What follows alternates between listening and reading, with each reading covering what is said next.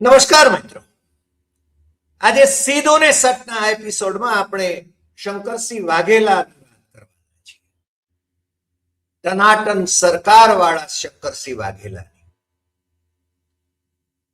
આમ તો કાયમ ચર્ચામાં રહેવા માટે જાણીતા શંકરસિંહ વાઘેલા એ ગુજરાતના મુખ્યમંત્રી પણ રહ્યા, કોંગ્રેસના ટેકાથી રહ્યા, આરએસએસ ના ગોત્રના ભારતીય જનતા પાર્ટીના સંસ્થાપકોમાંના એક, અને પછીથી કોંગ્રેસમાં ગયા અને એમણે વચ્ચે એક પાર્ટી પણ સ્થાપી, રાષ્ટ્રીય જનતા પાર્ટી, જેમાં રાષ્ટ્રીય જેવું કંઈ હતું નહીં, પણ એને કોંગ્રેસનો ટેકો મળ્યો અને એ મુખ્યમંત્રી બન્યા. કોંગ્રેસ વાળાઓને પણ પાછા એ ખટકે. અને જે મેચ ફિક્સિંગની આપણે વાત કરવી છે, એ મેચ ફિક્સિંગની વાત કેટલાક વર્ષો પહેલા શંકરસિંહ વાઘેલાએ અમને કરી હતી ને આજે ફરીને પાછી એ વાત આવીને ઊભી છે. Match fixing. મેચ ફિક્સિંગની વાત જ્યારે શંકરસિંહ વાઘેલા કરે ત્યારે એમને શંકાની નજરે જોવામાં આવે, પરંતુ આખા બોલા બે ધડક વાત કરનાર શંકરસિંહ લક્ષ્મણસિંહ વાઘેલા એ ગુજરાતના મુખ્યમંત્રી રહ્યા, કેન્દ્રમાં મંત્રી રહ્યા, કેન્દ્રમાં મંત્રી સમક્ષ કોર્પોરેશનના ચેરમેન રહ્યા, અને જે નરેન્દ્ર મોદીને આંગળી પકડીને એમણે ભારતીય જનતા પાર્ટીમાં મોટા કર્યા હતા. કારણ કે બાપુ જ્યારે ભારતીય જનતા પાર્ટીના પ્રદેશ પ્રમુખ હતા, ગુજરાત પ્રદેશ પ્રમુખ હતા, ત્યારે નરેન્દ્ર મોદી એ એના મહામંત્રી સંગઠન હતા. બાપુએ કહેલી બે વાતો અમને બરાબર યાદ છે. બાપુ કે હરિભાઈ, નરેન્દ્ર મોદીને કોઈક ઉદ્યોગપતિની સાથે ઓળખાણ કરાવું તો ભવિષ્યમાં એ ઉદ્યોગપતિ ક્યારેય મને મળે નહીં. એટલે કે નરેન્દ્ર મોદીને ઉદ્યોગપતિઓને ચીટકી રહેવાનું અને એને પકડી રાખવાનો જાણે કે પહેલેથી શોખ હતો. આજે છે એવું નહીં, આજે સત્તામાં બેઠા છે, પણ એ અહીંયા મહામંત્રી સંગઠન હતા ત્યારે પણ એમનો આ સ્વભાવ હતો. બીજી વાત, શંકરસિંહ વાઘેલાએ જ્યારે કોંગ્રેસમાં હતા ત્યારે એમણે કોંગ્રેસની નેતાગીરી સમક્ષ એક પ્રપોઝલ મૂકી હતી અને એમણે બહુ સ્પષ્ટપણે કહ્યું હતું કે નરેન્દ્ર મોદીની ધરપકડ કરવી જોઈએ. તમને ખબર છે શાને માટે, એટલે મારે એ પ્રકરણમાં બહુ ઝાઝી વાત કરવાની જરૂર નથી, પરંતુ એ વખતે મેચ ફિક્સિંગ ચાલતું હતું નરેન્દ્ર મોદી અને અહેમદ પટેલ વચ્ચે. અને સોનિયા ગાંધીના પોલિટિકલ એડવાઇઝર, કારણ કે મંત્રી થવાને બદલે સોનિયા ગાંધીના પોલિટિકલ એડવાઇઝર તરીકે અહેમદ પટેલ હોય એટલે સરકારે હલાવતા હોય એવું એક સામાન્ય છાપ હતી. અને ફંડ રેઝિંગ માટે પણ અહેમદ પટેલ એ જેમ ભારતીય જનતા પાર્ટી પાસે પ્રમોદ મહાજન હતા, એ પણ મારા બહુ જ અંગત મિત્ર હતા, એ પ્રમોદ મહાજનની જેમ અહેમદ પટેલ એ ફંડ રેઝર તરીકે ખૂબ જાણીતા હતા. મોદી અને અહેમદ પટેલનું મેચ ફિક્સિંગ હતું. બાપુએ કહ્યું કે મોદીની ધરપકડ કરવાનું કામ એ વખતે કોંગ્રેસની ના નેતૃત્વવાળી સરકારે કર્યું હોત તો આજે જે દુર્દશાના દિવસો જોવા મળે છે મોદીના શાસનમાં, એ જોવા ન મળ્યા હોત. અને સોનિયા ગાંધી અને રાહુલ ગાંધીએ ઈડીના કેસમાં જે ચક્કર મારવા પડે છે ખોટા ખોટા કેસીસની અંદર, એ ચક્કર પણ મારવા ન પડત. મને લાગે છે કે શંકરસિંહ વાઘેલા મારે કઈ એમની સાથે બહુ સારા સંબંધો હતા એવું એ નહોતું, કારણ કે શ્રેષ્ઠ તંત્રી લેખન માટેનો ગુજરાત સરકારનો એવોર્ડ એ મને આપવો એ જ્યુરીએ નક્કી કર્યું હતું, અને છતાં શંકરસિંહ વાઘેલાની સરકારે એમના ભારતીય જનતા પાર્ટીને તોડવા માટે જે માણસ એમની સાથે હતો એના રવાડે ચડીને, વિષ્ણુ પંડ્યાના રવાડે ચડીને એમણે મારો એ એવોર્ડ કાપી નાખ્યો હતો. બાકીના બધાના એવોર્ડ છે ને એમણે આપ્યા હતા. એટલે મને કઈ એમને માટે બહુ પ્રેમભાવ કે એમને માટે કોઈ દુર્ભાવ કે એવું તો ક્યારેય હતું નહીં. મને એવોર્ડ મળે તોય શું, ન મળે તોય શું, મેં બહુ સ્પષ્ટપણે એ વખતે પણ નિવેદન કર્યા હતા જ્યારે મને પૂછવામાં આવ્યું ત્યારે કે ભાઈ હું એપ્લિકન્ટ હતો નહીં અને મને કોઈ ફેર પડતો નથી, એવોર્ડ મળે કે ન મળે. એ વખતે હું ઇન્ડિયન એક્સપ્રેસ ગ્રુપના સમકાલીન દૈનિકનો તંત્રી હતો. શંકરસિંહ વાઘેલાને કદાચ ખબર હશે, પણ કદાચ એ વખતે વિષ્ણુ પંડ્યાના રવાડે હતા, અને વિષ્ણુ પંડ્યાના ગંદા હિન્દીમાં અટલ બિહારી વાજપેયીને જે પત્રો લખેલા, તમને જેને વિષ્ણુ પંડ્યાના પુસ્તકોમાં પણ કેટલાક પત્રો એ જોવા મળે, એ TV9 ઉપર એકવાર મેં એમને કહ્યું હતું કે આપણે એના વિશે ક્યારે ચર્ચા કરવી છે વિષ્ણુભાઈને મારા માટે બહુ પ્રેમભાવ ઇન્વર્ટેડમાં કહું તો. એટલે અહેમદ પટેલ અને નરેન્દ્ર મોદી એ બંને વચ્ચેનો જે મેચ ફિક્સિંગ હતું, જેને વિશે બાપુએ બહુ પહેલાથી વાત કરી હતી, એ મેચ ફિક્સિંગને કારણે, અને અહેમદ પટેલને એમ હતું કે અમે દિલ્હીમાં રાજ કરશું અને મોદી છે ને ગુજરાતમાં સીમિત રહેશે, પરંતુ એમને એ અંદાજ નહોતો કે મોદી એમની પાંખો કાપી રહ્યો છે. આમ તો કયા રહ્યા છે એમ કહેવું જોઈએ, કારણ કે મોદી માનનીય વડાપ્રધાન છે, એવું આપણે હંમેશા કહીએ છીએ અને આપણે વડીલોને માન આપીએ છીએ, શંકરસિંહ વાઘેલાને પણ માન આપીએ છીએ. પણ શંકરસિંહ વાઘેલા આજકાલ શું કરી રહ્યા છે?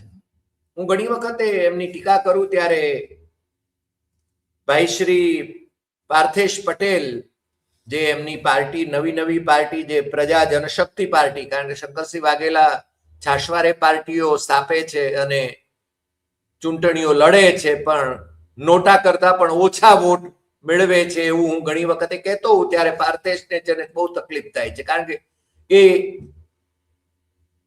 પોલિટિકલ પાર્ટીઓ રજીસ્ટર કરાવવાની જવાબદારી શંકરસિંહ વાઘેલા વતી એ પાર્થેશ પટેલની પાસે છે.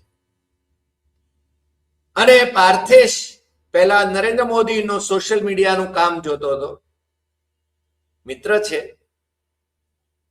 અને પાર્થેશ ઉપર કેટલીક વખત એને ઘર બદલવા પડે એવા સંજોગો નિર્માણ કરવાનું કામ પણ કોના ઈશારે થયું હતું એની પણ બહુ માંડીને મને વાત કરેલી છે, એટલે મારે એના વિશે બહુ જાજી વાત કરવી નથી. પરંતુ પાર્થેશ એ શંકરસિંહ વાઘેલાના એકદમ લોયલિસ્ટ તરીકે અત્યારે કાર્ય કરે છે. હમણાં લખનૌમાં અખિલેશ યાદવને શંકરસિંહ વાઘેલા મળવા ગયા. આમ તો મુલાયમસિંહ યાદવ સાથે શંકરસિંહની દોસ્તી ખરી, અને અખિલેશ, મારી દ્રષ્ટિએ અખિલેશ છે ને એ થોડા ભીરુ પ્રકૃતિનો માણસ છે, કારણ કે સંપત્તિ કરતા વધુ આવકના ખટલાઓ જે એમની વિરુદ્ધમાં ચાલતા રહ્યા હોય, અને છતાં સમાજવાદી પાર્ટી એક પાર્ટી છે ઉત્તર પ્રદેશમાં કે જે ભારતીય જનતા પાર્ટીને ફેંફે કરાવી શકે એમ છે, અને લોકસભાની ચૂંટણીમાં તમને ખબર છે કે ભારતીય જનતા પાર્ટીને ફેંફે કરાવી દીધી હતી. નરેન્દ્ર મોદીનો કરિશ્મા વિલાઈ ગયો હતો ઉત્તર પ્રદેશમાં, અને નરેન્દ્ર મોદી એક તબક્કે એ પણ અજય રાય ને બધાએ તો કહ્યું કે વારાણસીમાં એ હારી ગયા હતા, 6-7 રાઉન્ડ ની મતગણતરી સુધી નરેન્દ્ર મોદી વોઝ ટ્રેલિંગ, એ પાછળ ચાલી રહ્યા હતા અને ભગવાન રામના નામને વટાવવા છતાં અયોધ્યા ડિવિઝનની 5 બેઠકો ભારતીય જનતા પાર્ટી હારી ગઈ હતી. એ વાત પણ આપણે જાણીએ છીએ. અખિલેશને હું માનું છું કે 35 કે 37 બેઠકો મળી અને કોંગ્રેસ સાથેનું એનું જોડાણ હતું એટલે એને 6 બેઠકો કોંગ્રેસને મળી. આમ તો કોંગ્રેસે પોતાની વજૂદ ઉત્તર પ્રદેશમાં ગુમાવી દીધી છે, પણ હજુ અમે એવા મતના છીએ કે અખિલેશ યાદવમાં મમતા બેનર્જી કે રાહુલ ગાંધી જેવા ગટ્સ નથી. He is not that fighter. પણ શંકરસિંહ વાઘેલા એને ટેકો આપવા માટે ઘણી વખતે ઉત્તર પ્રદેશ જાય છે. મુલાયમસિંહનો છોકરો છે ને, એટલા માટે. હજુ હમણાં જે લખનૌમાં જઈને મળ્યા ને ભાઈ પાર્થેશ પણ સાથે જ હતો. વધુ આશ્ચર્ય એ વાતનું થયું કે દિલ્હીમાં પ્રશાંત કિશોરને મળ્યા શંકરસિંહ વાઘેલા. મને જરા નવાઈ લાગી કે હેના માટે ફેરા મારે છે.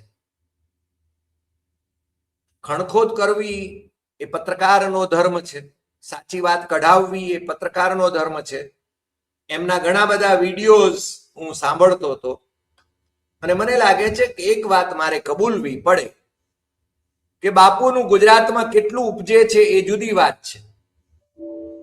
બાપુની સામે એન્ફોર્સમેન્ટ ડિરેક્ટરેટની જે ફાઇલો છે, જે કેસીસ છે, એ ફાઇલો હજુ ક્લોઝ નથી થઈ, કેસીસ ક્લોઝ નથી થયા. સીબીઆઈ નો જે કેસ છે એ ક્લોઝ નથી થયો. જે નરેન્દ્ર મોદીને આંગળી ઝાલીને એમણે મોટા કર્યા એ નરેન્દ્ર મોદી એ બાપુ માટે કોઈ આદર ભાવ દેખાડા પૂરતો ધરાવતા હશે કદાચ, પરંતુ જે મનથી આદર ભાવ હોવો જોઈએ એ ધરાવતા હોય એવું નથી. અને બધા જાણે છે કે નરેન્દ્ર મોદી પોતાના સ્વાર્થ ખાતર એ કંઈ પણ કરી શકે છે. અને બાપુએ પણ હવે નક્કી કરી લીધું છે કે 2027ની વિધાનસભાની ચૂંટણી એમાં છે ને ભારતીય જનતા પાર્ટીના આ મિત્રોને હરાવવા ગુજરાતમાં એવો એમનો સંકલ્પ છે. અને જે કંઈ પરિણામ આવે એના પછી બાપુએ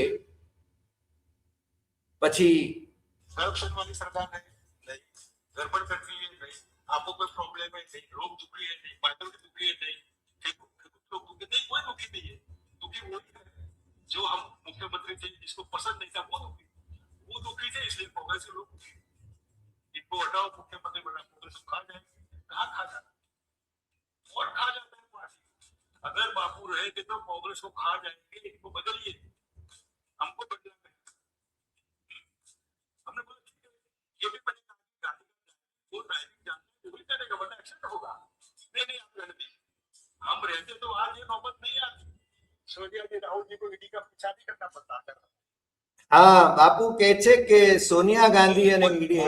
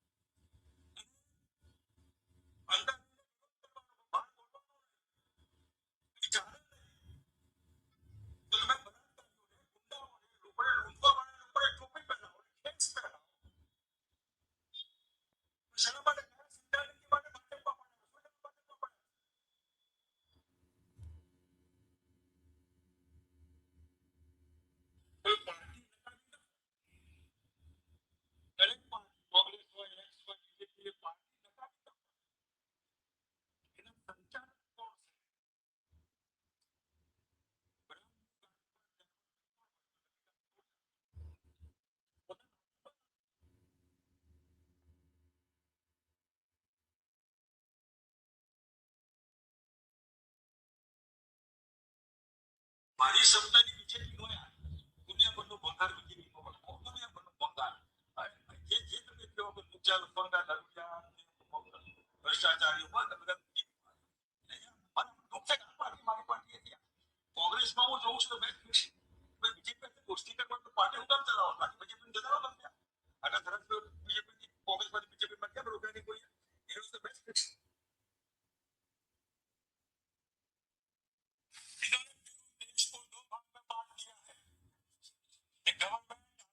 छोड़ो भाई ना मोदी मीडिया आगे का देश सामने थोड़ा सरकार के सामने कुछ बोला देश द्रोही है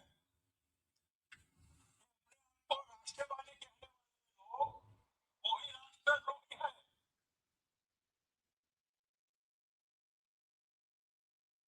विरोध जो होता है आम जैसे कि राजनीति का उपयोग धर्म का हम भारत माता को अपनी पार्टी के लिए नहीं करते, खुद की माता का उपयोग पार्टी के लिए नहीं करते। अगर कोई बेटा अपनी माँ के पास आशीर्वाद लेने के लिए जा रहा है तो क्या गलत है उसमें? तो इसमें मीडिया कहाँ से आता है, इसमें कहाँ से कितना आ गया? तो चुनाव में नेता हो सकता है तो माँ का आशीर्वाद ले सकता है। ये नेता फोटो खिंचवाना है, चुनाव में है ना, हाँ तो कर सीएम बने के बने તમે જોયું કેટલાક બાપુના નિવેદનો મેં સંભળાવ્યા. મને લાગે છે કે શંકરસિંહ વાઘેલા જે રીતે બોલી રહ્યા છે ભારતીય જનતા પાર્ટીના ખરા ટીકાકાર તરીકે, ઘણી વખતે એવું થાય છે કે એ ભારતીય જનતા પાર્ટી માટે કામ કરે છે, પરંતુ હવે એમણે નક્કી કરી લીધું છે કે 2027માં આ લોકોને કાઢવા સત્તામાંથી, અને એટલા માટે એ પ્રશાંત કિશોરને પણ મળે. અમને એમ લાગે કે પ્રશાંત કિશોર તો નરેન્દ્ર મોદીનો માણસ, પણ એમ કે બિહારમાં એણે તો અમિત શાહ ઉપર અને નરેન્દ્ર મોદીની પાર્ટી ઉપર જે આક્ષેપો કર્યા એની સામે લડ્યા. એનું પરિણામ ભલે જે આવ્યું હોય, પણ એ SIR ને પ્રતાપે છે. પણ શંકરસિંહ વાઘેલા લડી લેવા માંગે છે. અમે ઘણી વખતે ટીકા કરીએ છીએ અને સાચી વાત તો કેવી જ પડે ને, અને બાપુ સાંભળે પણ છે પાછા. હરી બોલું હું જયારે ફોન એમને કરું ત્યારે એ હું, કારણ મારી આદત છે, હું પહેલા મારી જાતને ઇન્ટ્રોડ્યુસ કરું છું, એટલે બાપુ સામે બોલે હરી બોલું. સમજ્યા? કારણ એમને ખબર છે કે આને સાચી વાત સાંભળવામાં રસ છે, જાણવામાં રસ છે, એને બીજા કોઈમાં રસ નથી. અને બીજા કોને કયામાં રસ હોય છે એ બાપુ સુપેરે જાણતા હોય છે. એટલે એમની ટીકા કરીએ તો પણ એ સાંભળે છે, ફોન લે છે.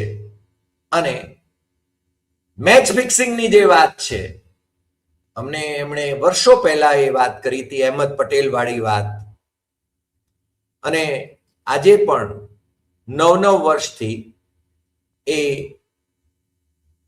લડી રહ્યા છે.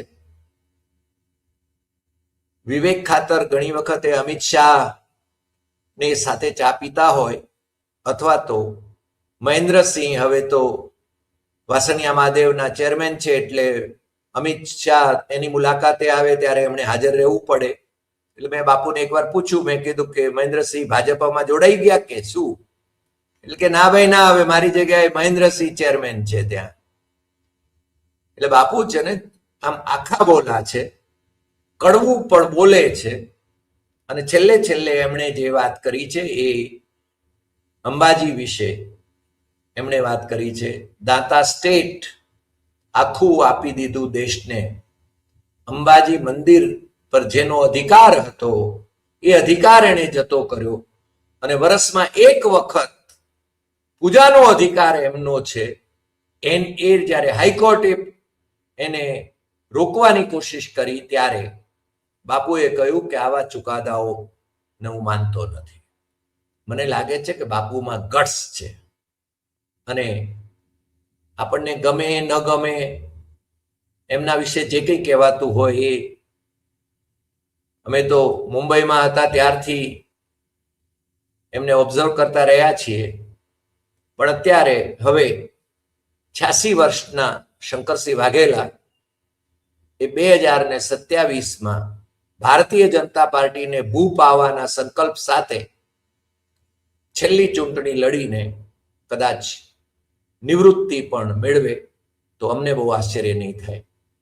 જો એ જીતી શકે, જો એ વિપક્ષી મોરચાને જીતાડી શકે તો એમનું મિશન સફળ રહેશે. બાકી એ નિવૃત્ત થઈ જશે એવું અમને લાગ્યા વિના રહેતું નથી. આજે આટલી વાત. ફરી મળીશું નવા એપિસોડમાં. નવા વિષય સાથે. તમને જો આ એપિસોડ ગમ્યો હોય તો સૌથી વધુ શેર કરશો, લાઈક કરશો, કમેન્ટ કરશો અને આપણી YouTube channel doctor Hari Desai Satyam એવમ તથ્યમ સબસ્ક્રાઇબ કરવા માટે દેશમાં અને વિદેશમાં મિત્રોને જરૂર જણાવશો. નમસ્કાર.